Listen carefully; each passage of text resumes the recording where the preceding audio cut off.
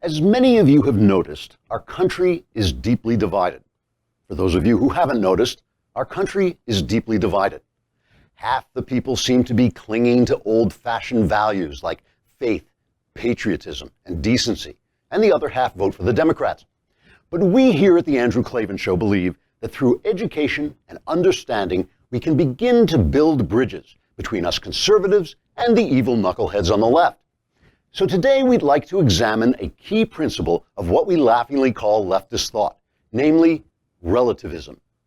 Relativism is the idea that there is no absolute truth, knowledge, or morality, but that each culture forms its own sense of what's true or false, or right or wrong. Relativists claim that there are cultures where our most deeply held morals and values do not apply. Places where infidelity is acceptable, places where cowardice is admired, places where murder is just an ordinary event that one must get used to. Places like France, in other words.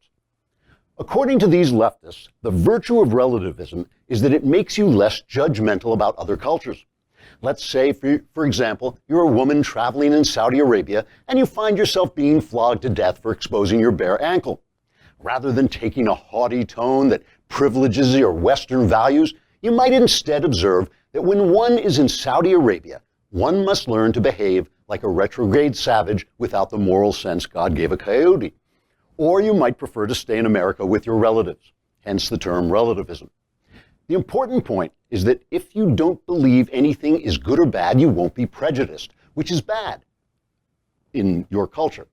In other cultures, prejudice is good, which is bad in your culture, and so on.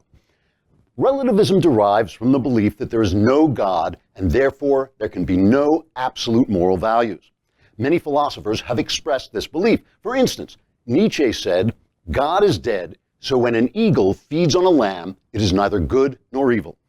God responded a few years later by saying, "Now Nietzsche is dead, so ha ha ha ha ha." But of course, the belief in God has also been destroyed by science, which has shown that the universe is without reason and without cause. Science accomplished this by using reason to discover the causes of things, which would only be possible in a universe that had reason and cause and therefore had been created by God.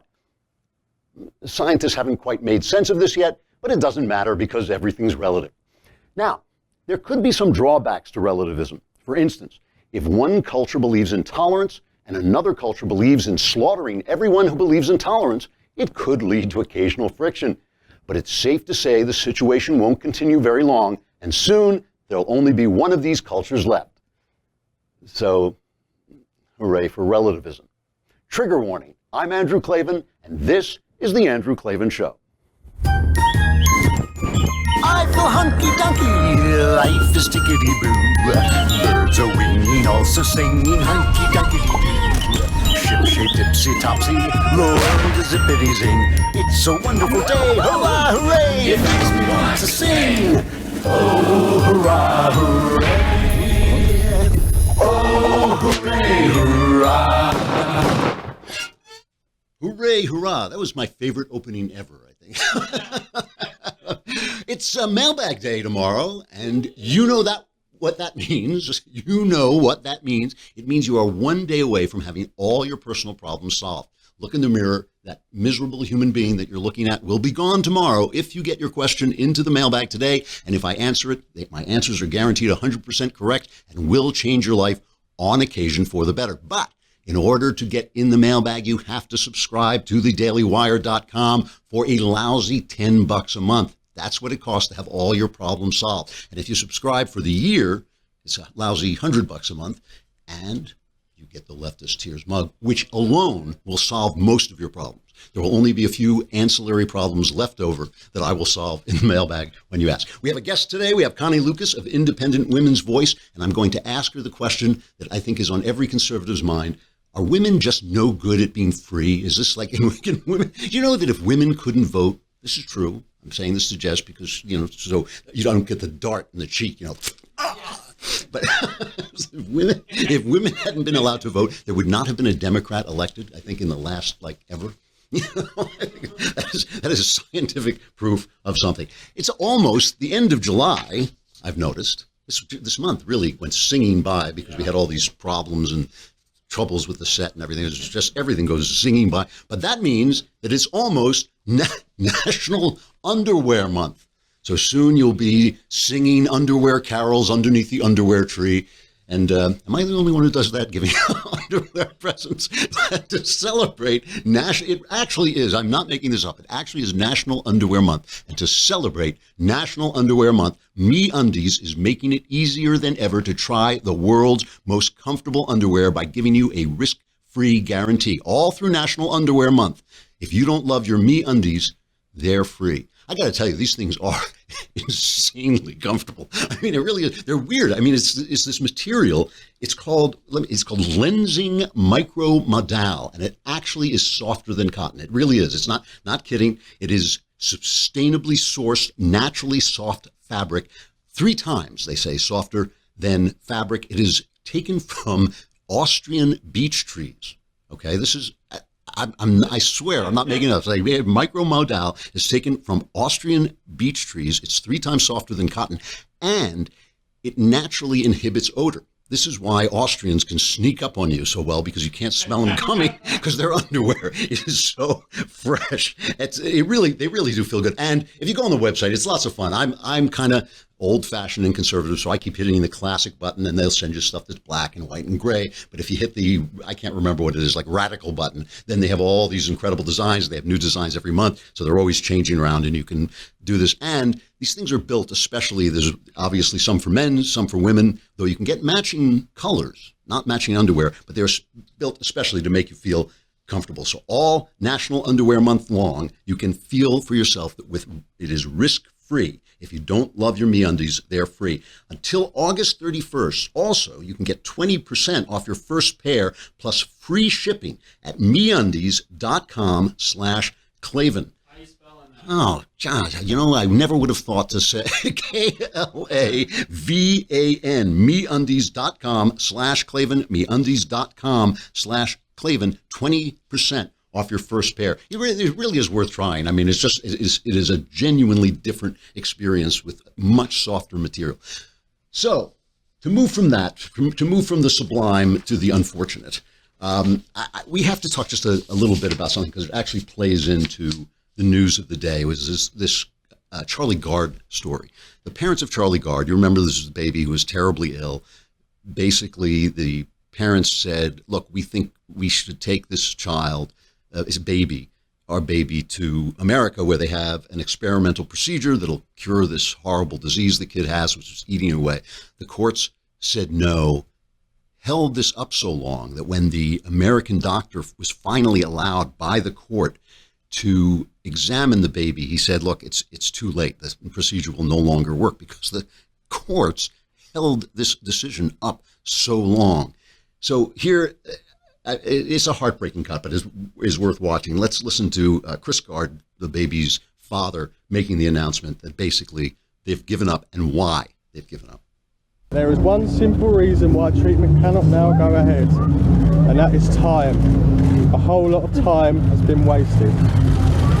We are now in July, and our poor boy has been left to just lie in hospital for months without any treatment whilst lengthy court battles have been fought.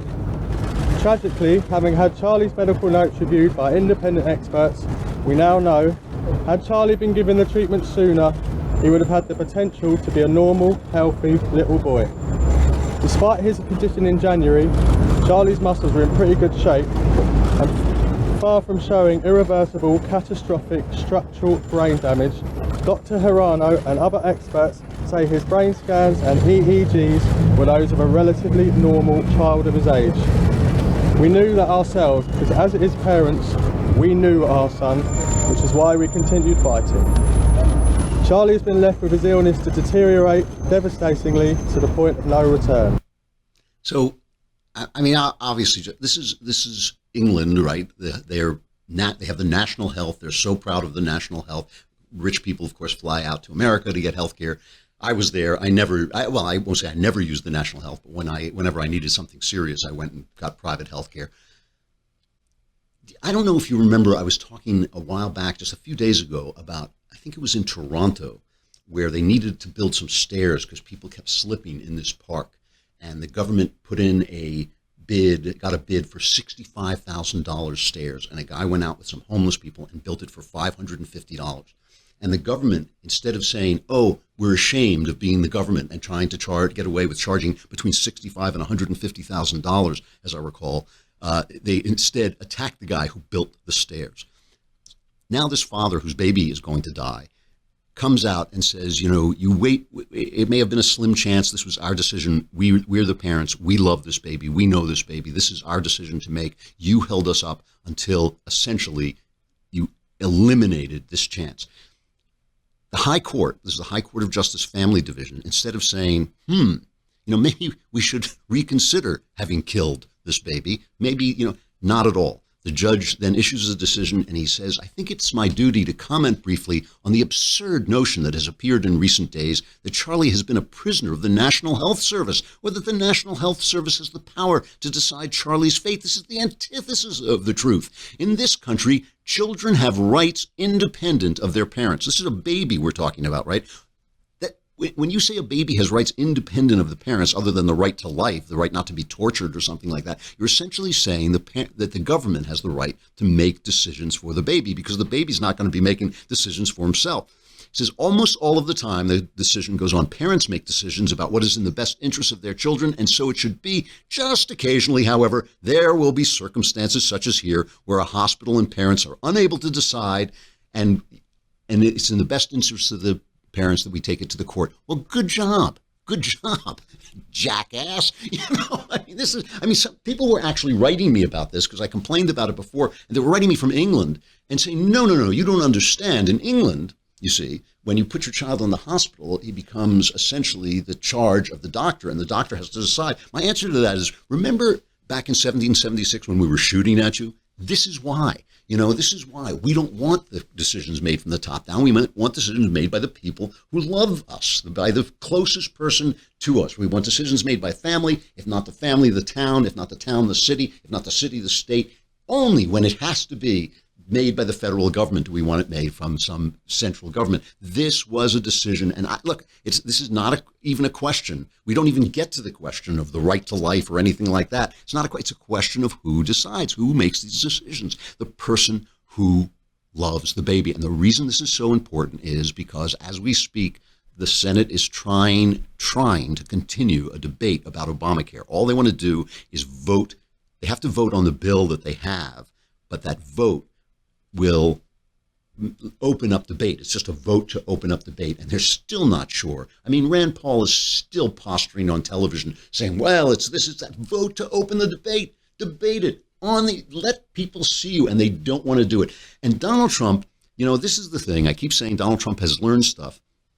And what I keep saying about Donald Trump is he has learned to do things, but he still has his personality, and his personality is, you know, different. Let's put it that way. It's different than most of the presidents we've had. And the big question is, will his personality get in the way of his learning to become president? Because I do believe he can learn to be a good president. And now, suddenly, finally, he has caught on to what he is supposed to do, which is get out there and sell this bill, hold the Republicans' feet to the fire. So he goes on. Let's just take a quick look at Trump making a speech, the kinds of speeches he should have been making all along, but he's doing it now. He's caught on. This is what a president does. This is cut one. There is still time to do the right thing. And for Senate Republicans, this is their chance to keep their promise. Over and over again, they said repeal and replace, repeal and replace.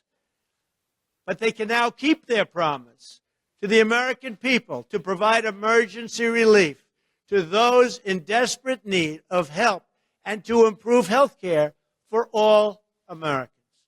To every member of the Senate, I say this: the American people have waited long enough. There's been enough talk and no action. Now is the time for action. We are here to solve problems for the people. Obamacare has broken our health care system. It's broken. It's collapsing. It's gone. And now it is up to us to get great health care for the American people. This is so he's this is what he should be doing. And you know, of course you can say he should have been doing it all along, but okay, he's a novice. He's learning. At least he's learning. He went to the Boy Scouts. This was my favorite. I love, this is Trump when I love him. You know, he went to the Boy Scouts Jamboree, and the place is packed. And again, he keeps taunting the press. Oh, they're going to say there are 100 people here. They're not going to show the press. You know, they're not going to show the crowds. They're going to show the crowds. CNN tweets the crowd, and the crowd is immense. It's all these Boy Scouts. And there's a gigantic big mockery of Barack Obama, a big Barack Obama mask in the background. It gets on CNN. Would never have gotten on CNN, except Trump just lives in their heads, you know. And they tweet out, "We're not fake news. We're showing the crowd. We're showing the crowd." It was great. It was, and here was my favorite moment. Here he is taunting his old pal. By the way, just a question: did President Obama ever come to a jamboree?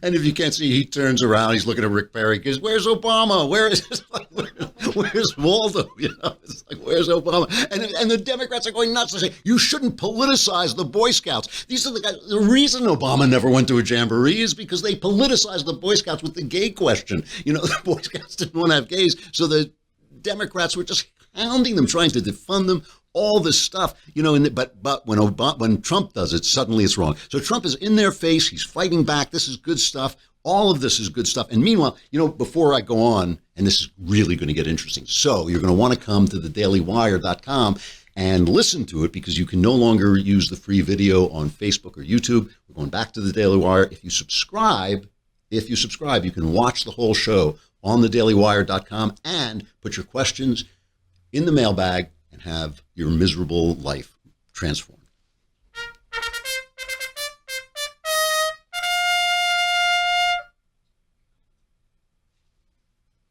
So Trump is doing this, and meanwhile, I mean, not to forget, okay, because I'm going to get to all the Trump drama and craziness in a minute, but meanwhile, while Trump is doing this, the Democrats have become, they've gone full commie. They've got, Chuck Schumer gets up and they've announced their new thing. It's called the Better Deal. It's you know, people attack them because it's such a stupid phrase, it's such a weak phrase, but I guess it's better than the New Deal and better than the deal that the art of the deal would give you, or something like this. And what is the new? First of all, so Chuck Schumer gets up and he says that capitalism is finished. This is number 4. Old-fashioned capitalism has broken down to the detriment of consumers. Adam Smith has lost his way amidst these big corporations. Large corporations, in too many instances, merge for their own interests, so they, not the consumer, can dictate prices, the quantity and the quality of goods. We're going to fight to allow regulators to break up big companies if they're hurting consumers, and to make it harder for companies to merge if it reduces competition. Yeah, that's it, Chuck. That's what we need. More regulation. More. I mean, it's like, you know, they're acting. You know what's sad? It's just too bad that Democrats weren't in office for the last 8 years. Because if Democrats had had the presidency and had a supermajority for 2 years in Congress, they would have fixed everything. You know, that's what happened. They got nothing done. They were too busy telling us who should use our bathroom, too busy imposing this healthcare system, which is like, it really is like an anchor on the economy. I just want to play one more cut of Schumer so you realize if Donald Trump is as unpopular as the polls keep telling us he is, as the press keeps telling us he is, why are the Democrats suddenly talking exactly like Donald Trump? Okay, let's hear from cut 5. This is Chuck Schumer selling his new plan. Average families feel they're being pushed around by large economic forces and are losing that traditional American faith in the future. Too many families in America feel like the rules of the economy are rigged against them. They feel like they're getting a raw deal. And they're right. They're almost powerless to change them. We are here today to tell the people of Berryville and the working people of America, someone has your back. Yeah, that's good. The working people of America, someone has your back.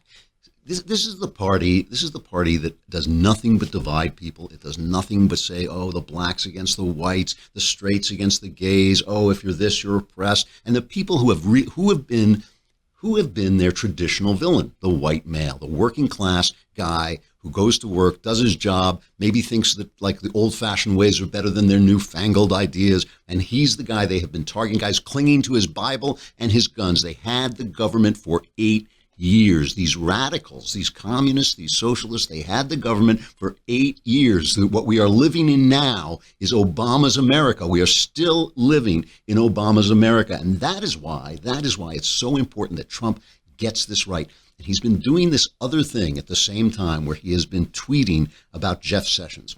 And again, this has nothing to do whether if you like Jeff Sessions. Obviously, Trump is really upset that Sessions recused himself in this from this Russian investigation. And you know what? I don't blame Trump for being upset. I think this Russian investigation is nonsense. It doesn't mean that there wasn't a meeting here that shouldn't have taken place. It doesn't mean that there wasn't a conversation. What it means is the narrative that they're wrapping that all in. The Democrats have done so much more with the Russians, even with Russian disinformation that they were getting from that Fusion GPS that was gotten by a Hillary donor. That was false information that they were using and spreading around and getting James Comey to start an investigation using that disinformation. All that stuff that they were doing, that's completely forgotten. Unmasking people in classified phone conversations, completely forgotten. It's just any meeting they had. They've got Kushner, Jared Kushner, is now, yesterday I think he was at the Senate Intel Committee. He was meeting staff. And today he is with the House Intel Committee, actually meeting with the congressman, answering questions. Remember, he was in on that meeting with Donald Trump Jr. where they talked to the lawyer and nothing happened, and it was such a big story because nothing happened. And when nothing happens, that has got to lead the news. And Kushner kind of came out and blew it away. He gave an 11-page statement. He said he was in the meeting for 10 minutes and he texted somebody, his assistant, to call him, get him out of the meeting, which I thought you should remember that next time you're talking to Jared Kushner. If he gets a phone call, he's bored. He's just tired. But here he comes out and makes a statement. And very rare for him to say anything at all, but here he is. Let me be very clear. I did not collude with Russia, nor do I know of anyone else in the campaign who did so. I had no improper contacts. I have not relied on Russian funds for my businesses. And I have been fully transparent in providing all requested information. Donald Trump had a better message and ran a smarter campaign, and that is why he won. Suggesting otherwise ridicules those who voted for him. See, that's such a good point, because what he's saying is everything that they have done to suggest that this was a Russian, invasion of America is attacking the people who went to the polls. All those people that Chuck Schumer is trying to win back, all those former working class Democrats who voted for Trump, they're the people they're saying when you call them deplorables, that's who you're talking to. When you say that they were fooled by the Russians, that's who you're talking to. It's a really, really good point. If Trump could just stay on point. So I don't blame Trump for being upset, but he's going after Jeff Sessions, his oldest friend, his oldest ally, the guy who really gave him the idea of the wall and going after immigration, who supported him in that. And he starts tweeting against him angrily and just kind of humiliating him in public. It's no way to treat somebody. First of all, it's no way to treat a friend. I mean, you call a guy in, talk to him, or whatever you want to do, send him a message through an intermediary. You don't go out on Twitter and go after your pals. That is not what you do. And so here is Sarah Huckabee Sanders. Just before I play this, I just have to say, there is a guy, let me see if I can find this. There was a guy who called, here it is, Sarah Huckabee Sanders. He called her, this is at the Daily Beast, this left-wing thing. This guy, Ira Madison III, he called her a butch queen. And he said, as she went in front of the press, he said, it's her first time in drag at the ball. And this, if a right-wing guy did that, he would be pilloried, and rightly so. It's just disgusting. Anyway, she comes on Fox and Friends, and they ask her basically, is Trump going to fire Jeff Sessions? Look, I know that he is certainly frustrated and disappointed in the Attorney General for recusing himself. But as we've said, I think that's a decision that if the president wants to make, he certainly will. And he's continuing to move forward and focus on other things. But that frustration certainly hasn't gone away. And, I don't think it will. But given the fact that the president is being attacked unnecessarily and certainly for no reason on something that I think he and most of America feel is a complete hoax, and that the media has gotten so spun up in Russia fever, we're looking to move on, and it makes it really hard when every single day the media spends 15 times as much time talking about Russia as they do the issues that Americans care about. There was a poll in the Wall Street Journal just last week that said the top 3 issues that Americans care about are healthcare, immigration, and jobs. And the top 3 issues that the press covers is Russia, Russia, and more Russia. I get it. I do get it. But it's like, I don't want any Charlie guards in this country. I do not want any Charlie guards in this country. Not one. Not one. I do not want the government deciding who lives and who dies because they're just no good at it. They're no better at that than they are at building a stair in the park. Okay? And so all I'm saying about Trump is focus, dude. The guy could be good at being president. He has the skills to be president. Don't let the senators, don't let the GOP say, we were too distracted. Don't let the press focus on something else. Keep the focus on these guys and get that health care bill up for debate. It really is what I think the Donald has to do, and it has nothing to do with right or wrong here. This is politics. We're talking pure politics, getting stuff done. All right, let us bring on our guest. I'm sorry I kept her waiting. Carrie Lukas, the Vice President of Policy and Economics at the independent Woman's Voice. Her work has appeared everywhere, Wall Street Journal, Washington Post, USA Today, and the thing that endears her to me more than anything else, she is the author of The Politically Incorrect Guide to Women, Sex, and Feminism, which I should have bound in leather and put on my shelf. You can find her on Twitter at Carrie Lukas, CarrieLukas. Carrie, how you doing? I'm doing great. Thanks so much for having me on. It's a pleasure. First of all, tell me what the Independent Women's Voice does exactly. Well, we're an educational organization, and we try to represent what we consider mainstream American women. It's interesting hearing you talk about the list of issues that people care about. It's so important that people recognize that that's what women care about too. So often when you hear the average women's group makes it sound as though women only care about reproduction or childcare issues, where we know that women are most concerned about things like the economy, getting our healthcare system right, national security, and so those are the other where we spend our energies too. So it's almost as if you're saying that women are people, almost like. I know, controversial. So let me ask you this. I was on Fox once on their morning show, and I said, I asked the question, why is NOW, the National Organization of Women, why is it a left-wing group? If it represents women, there are right-wing and left-wing women. Why has the left been able to co-opt the question of what's good for women? Yeah, they've been so successful, and I don't know how we've allowed them to get away with it. I actually think that's something that conservatives should grapple with and say, we need to take this topic a lot more seriously. For so long, we've allowed, the women's studies programs. You think of what happens kind of in our popular culture and on college campuses. Really left-leaning women have absolutely dominated and been able to control the conversation about women in public policy. And that's a real shame because you're right. Women, the last election, you often hear this idea that women vote overwhelmingly for Democrats. And while, yes, there's a wage gap, it was pretty small. It's nothing. It's not nearly as expansive as people would have you believe. It was 4 out of every 10 voters, female voters, voted for Trump in the last election.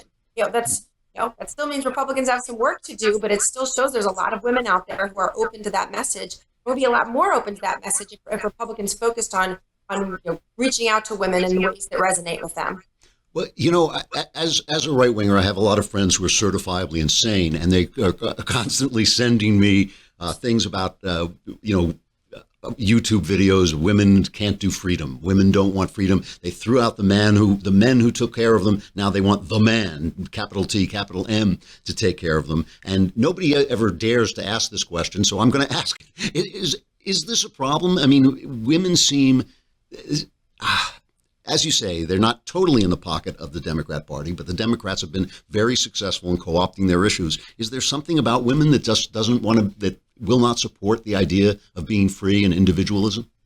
You know, I don't think it needs to be that way. You know, it's interesting. I think, I'm a libertarian type of girl. Clearly what resonated with me when I was young was this idea of freedom and independence, and a lot of the messages that are considered more, that tend to attract more guys worked with me. But I think what we're increasingly learning and what research shows is that a lot of women are open to the idea of conservative ideas of free markets and limited government when you talk to them about it in ways that make sense to them. You know, we have some different concerns than men. Women are more likely to be taking care of kids. Women are more likely to face issues like poverty and be worried about healthcare access. But I think that what Republicans and what conservatives should feel good about is say, we have a great story to tell. We should be, I think that the reason why women should support conservatism is that we do a better job at giving opportunities for those in poverty. We have better solutions for making sure our healthcare system is there for people who need it, and our education system provides the skills that people, particularly those at the bottom, are going to need to get into the economy. But so often, I think, when you talk about things like tax reform or Social Security or budgets, you be talking language that the guys that work with guys, things like, we want 4% economic growth. Well, that's not going to convince many women, but talk about how it's going to help families and how it's going to make the system work better for people like them. We can win them over. We just have to be smart about it. I couldn't help. I wanted to cut that. Remember the video, The Life of Julia, that the Obama administration put out? I wanted to bring a little bit of that in and play it. But, they've made it impossible to find. They've removed it as well they should. It was an embarrassment. But just to remind people, it showed Obama advertising essentially that under Obama, women would be taken care of from cradle to grave. If your organization, if the Independent Women's Voice made a Life of Julia, what would it look like? What are you offering to women through freedom that trumps what Obama was offering? Yeah, I think one of the conversations has to begin with all the failures out there in the Life of Julia, because you're right, this idea that the government can take care of you every step of the way and provide this wonderful childcare system that's going to help your kids, and then you can go to the public schools and you can get a loan and go. This whole idea that government's going to take care of you and support you. That's even if that is tempting to women, people should remember that government does an awfully bad job at a lot of this. You know why you don't want government to run your childcare system and private and pre-K schools? It's because they're not doing a very good job with the kids that they have from ages 5 to 12. When we look at things like our healthcare system, government makes a lot of big promises, but then, if you're in Medicaid, a lot of people out there would be saying, I still can't get a doctor's appointment. It's still not helping me get the care I need. So I think that first we need to remind people that, government may promise to take care of you, but it does a really bad job at it. It does a better job. If you look at the things that work in America and the ways we've made progress, it's in the private enterprise. It's through that market-based exchanges where things are getting better, where education and kind of information is becoming. You have better ways to educate your kids. It's not really, the public schools haven't been changing and improving, but there's a whole lot of other things that are. So I think we can kind of explain that those markets, there are these solutions. And then, I'm not, I don't think that we should be out there saying that there's no role for a safety net, because I think there is. And I think we can make sure that the safety net is doing what it needs to do. And that's helping people who actually need it, instead of trying to put the vast majority of American on food stamps. That's not good news. That's terrible news. And we shouldn't all want everybody to be on Medicaid. We should be trying to get people into a private health insurance system, which does much better. All studies show that private health insurance serves people better than places like Medicaid. That's why we want to reform Medicaid and get people off Medicaid so they have something better. I agree, and I agree with you about the safety net. That it's not like we're trying to get rid of every possible aid that government can give. It's just we don't want them running people's lives, so you need as little of it as possible, basically. I know you're a nonpartisan organization. Independent Women's Voice is a nonpartisan organization, but you're looking now at a big change we've had. Obviously, this election has turned everything topsy-turvy. Are you hopeful? Are you feeling good about where we're going right now, or are you still kind of certainly nervous? I'm feeling certainly we're feeling better. There's a lot of opportunities out there when it comes to something like healthcare reform. It's very easy to be frustrated and to be thinking, why can't we just get this repeal done?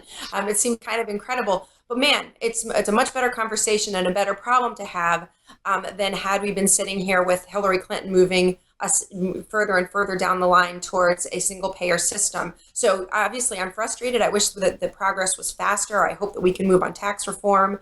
Right now the Trump administration is talking about rolling back a whole lot of regulations and kind of behind the scenes undoing a lot of the damage that the Obama administration did in terms of making our labor markets less flexible. There was a lot of things that the Obama administration that was doing behind the scenes, which was really killing jobs and kind of making our workforce a lot less flexible. That was terrible news for women. The energy policies that Obama administration was putting together, through executive fiat, that was terrible news for our economy. It was terrible news for family. And the Trump administration is succeeding in rolling some of that back. So yeah, there's a lot of frustrations, and I want our guys and anybody who believes in limited government, whether you consider yourself a Republican or a Democrat or somewhere in between, I think we need to do more and focus on that. But boy, it's a much better place than it could have been, It is funny, just as we're having this conversation, I'm just reflecting on the fact that I almost never hear people who specifically represent women having conversations like this on TV.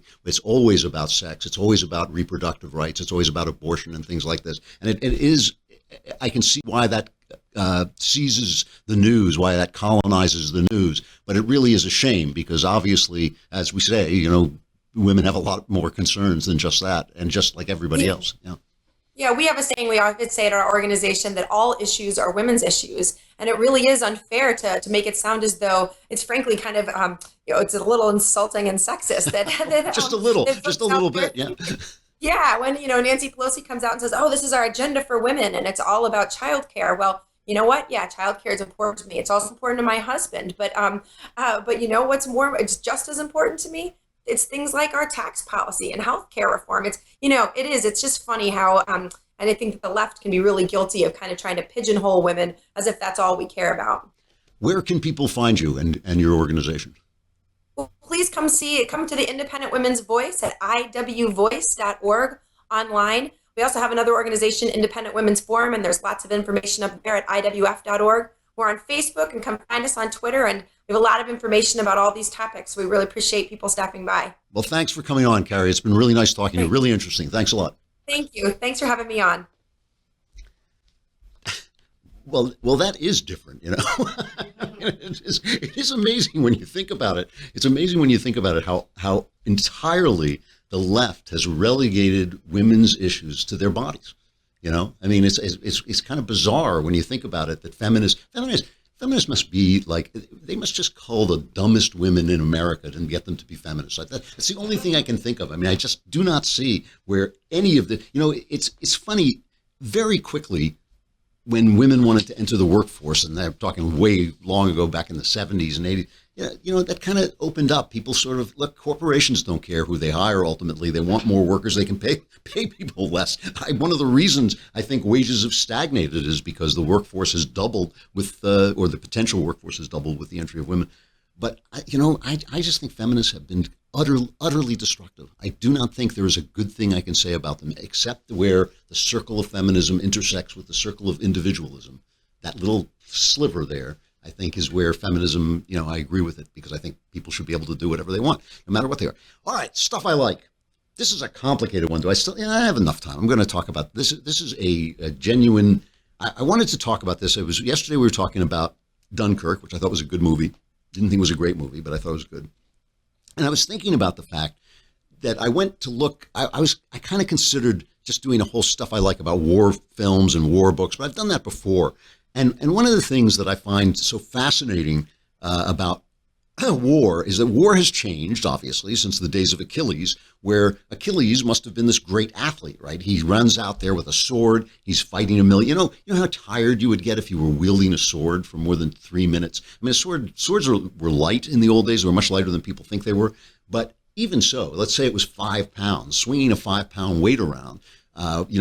while people are running at you with other swords trying to kill you, is very exhausting. That's why when I see women doing it in the movies, I kind of roll my eyes, because I don't think it would be easy for a man. I mean, I think the men who fought in those days must have been incredibly fit and in incredibly good shape. And obviously, war changed with the invention of gunpowder, changed further with the invention of like rapid fire weapons, and the glory went out of war to some degree.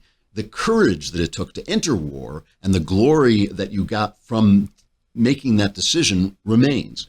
But the glory of the fight, that old fashioned, like one man against another wielding swords, is gone, because the modern warfare is utter chaos. When you see, obviously the opening of Saving Private Ryan was kind of the cinematic version where that became reality. Just utter chaos, utter death all around. And really, if you watch that Restrepo, I think it was called, that documentary, you see that just the confusion and the terror of it all. So the glory of war, and it is glorious that people sacrifice themselves to defend our freedom, defend our country. That is a glorious thing. But the whole idea of glory and honor and combat and physical courage has changed and mutated.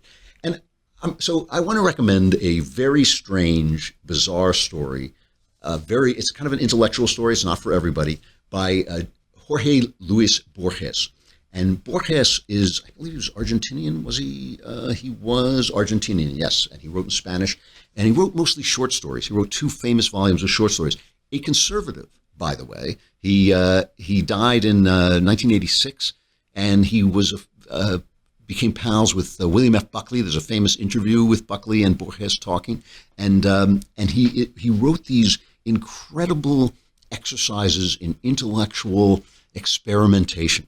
So he would write about an endless library, what it would be like to live in an endless library. But he has this one story that I've always loved called Pierre Menard, author of Don Quixote, author of the Quixote, which is what they call it in Spanish. Okay? And the idea is Pierre Menard is a more or less modern writer who sets as his task to rewrite Don Quixote word for word. And the idea is that if you rewrote Don Quixote word for word, it would be an entirely different book, because it wouldn't be written by the same person. It wouldn't be read in the same time. It wouldn't be read in the same context. And part of it is just hilarious. So it'll compare parts of the original Don Quixote to Pierre Menard's Don Quixote. So it says, it's a revelation to compare the Don Quixote of Pierre Menard with that of Miguel de Cervantes. Cervantes wrote the following: truth, whose mother is history, rival of time, depository of deeds, witness of the past, exemplar and advisor to the present, and the future's counselor. And then Borges says, this catalog of attributes written in the 17th century and written by the ingenious layman Miguel de Cervantes is mere rhetorical praise of history. Menard, on the other hand, writes, truth, whose mother is history, rival of time, depository of deeds, witness of the past, exemplar and advisor to the present, and the future's counselor. History, the mother of truth. The idea is staggering. Menard, a contemporary of William James, defines history not as delving into reality, but as the very font of reality. So everything changes because it's written in a different time, the same exact words, and it's comical in this kind of high intellectual way. The only reason this came to mind was we are obviously in a crisis of ideas. When I say a crisis, I don't mean crisis like the building is falling down. I mean a turning point, a point when a tipping point, when something is going to change. Obviously, it's not just the election of Donald Trump. It's the 8 years of this radical Obama that came before, the fact that we have an actual party, a major political party that seems to have abandoned the basics of freedom, the basics of capitalism, the fact that we have another party on the right, the Republican Party, that is in disarray, that is at war with itself. And there are a lot of very deep ideas underlying this division that I'd like to talk about, but I don't have time to talk about now. But I'll come back and talk about it again. But the thing is, the conservatism that comes out of this is not going to be the conservatism of the past, even if it has a lot of the same ideas, because it's going to look entirely different in the context of the modern world, in the context of technology, in the context of sexual freedom, in the context of mixed races, of the white race becoming less of a dominant force and other races becoming part of it. everything is going to be different, and conservatism is going to have to accept that in order to be the same, it will have to be different, because if it remains the same, it will be different in ways that we don't particularly like. And that, in some ways, is part of the message of this wonderful Borges story. If you like intellectual experimentation, Jorge Luis Borges, one of the great, great writers of the 20th century and one of us. All right, tomorrow, the mailbag. Get your questions in. Yeah, come on, do it. You got to subscribe for a lousy $10 a month. If you subscribe for the year, you get the Leftist Tears mug, which will solve some of your problems. The mailbag will solve the rest. I'm Andrew Klavan. This is The Andrew Klavan Show. See you tomorrow.